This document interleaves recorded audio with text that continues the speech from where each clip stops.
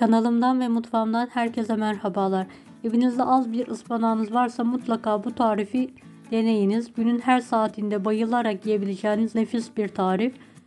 2 adet yıkanmış kuru soğan piyazlık olacak şekilde doğranır.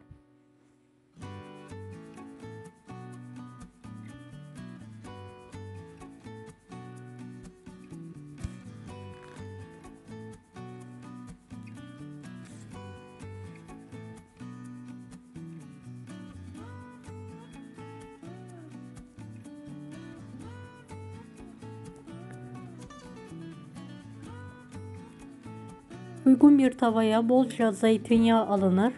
Ocağın altı açılır.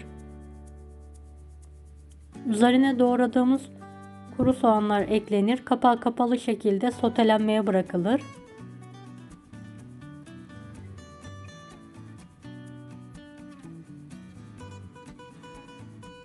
Bol suda yıkanan 250 gram ıspanağın kök kısımları ince olacak şekilde doğranır. Yaprak kısımlarını doğramıyorum ben. Ispanaklarım ince olduğu için. Eğer daha iri yapraklı ıspanaklarsa tümünü doğrayabilirsiniz.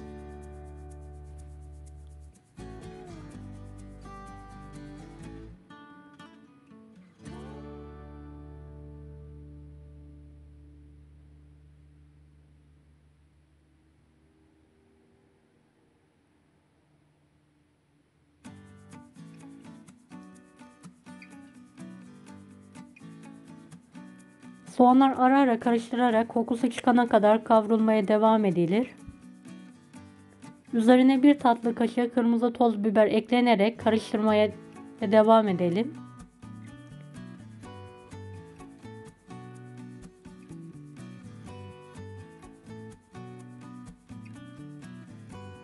Doğradığımız ıspanak köklerini ekleyelim.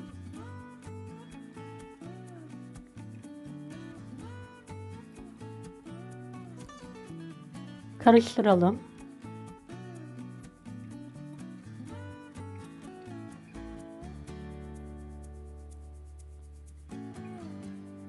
Kalan ıspanaklarımı tavama koyuyorum.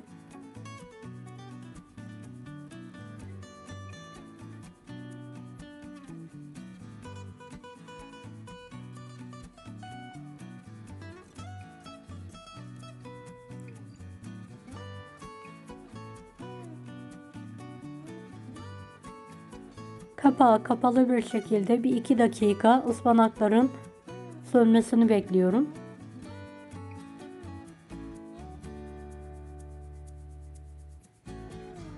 Evet, ıspanaklarım söndü. Damak tadınıza göre tuz ilavesi yapılır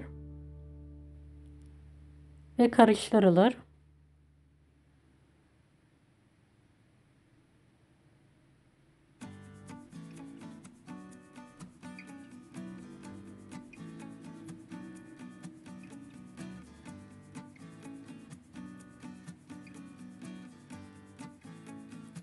Evet, tavada boşluklar bırakılır yumurta koymak için.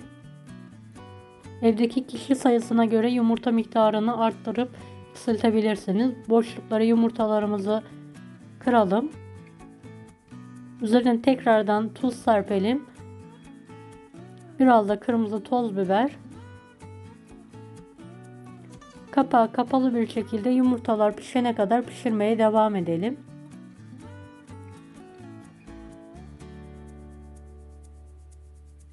Evet, yumurtalarım pişti. Artık ocağın altını kapatıyorum. Evet, ekmeğe bandıra bandıra yiyebileceğiniz nefis bir tarif. Mutlaka deneyin. Kanalıma ücretsiz abone olmayı unutmayın. Bir dahaki videolarda görüşmek üzere. Allah'a emanet olun. Hoşça kalın. Deneyecek olanlara afiyetler.